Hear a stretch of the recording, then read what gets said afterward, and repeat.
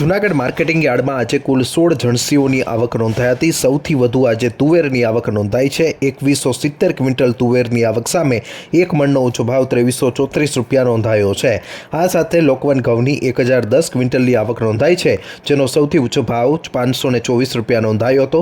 ટુકડા ઘઉંની 630 ક્વિન્ટલ આવક સામે એક મણનો ઊંચો ભાવ 525 રૂપિયા, જ્યારે 30 ક્વિન્ટલ બાજરાની આવક સામે એક મણનો ઊંચો ભાવ 522 રૂપિયા નોંધાયો છે।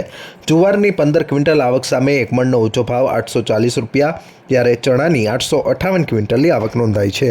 858 ક્વિન્ટલ ચણાની આવક સામે એક મણનો ઊંચો ભાવ 1248 રૂપિયા। આ સાથે 685 ક્વિન્ટલ મગફળીની આવક સામે એક મણનો ઊંચો ભાવ 1288 રૂપિયા નોંધાયો છે।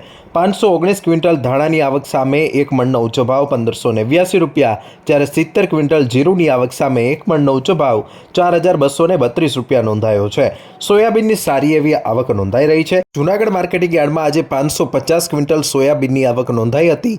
550 ક્વિન્ટલ સોયાબીનની આવક સામે એક મણનો ઊંચો ભાવ 920 રૂપિયા નોંધાયો છે।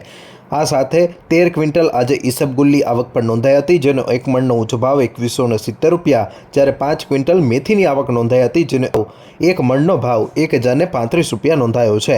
આમ વિવિધ જણસીઓની સારી એવી આવક માર્કેટિંગ યાર્ડમાં થઈ રહી છે। માર્કેટિંગ યાર્ડમાં સારા એવા ભાવ પણ મળી રહ્યા છે। હાલ ખેડૂતો પોતાની જણસી છે તે વેચવા માટે જૂનાગઢ માર્કેટિંગ યાર્ડમાં લઈને આવી રહ્યા છે અને સારો ભાવ મેળવવાથી અત્યારે હાલમાં ખેડૂતો પણ ખુશ થઈ રહ્યા છે। આજે વિવિધ જણસીઓની આવકથી માર્કેટિંગ યાર્ડ હાઉસફુલ થતું જોવા મળ્યું હતું।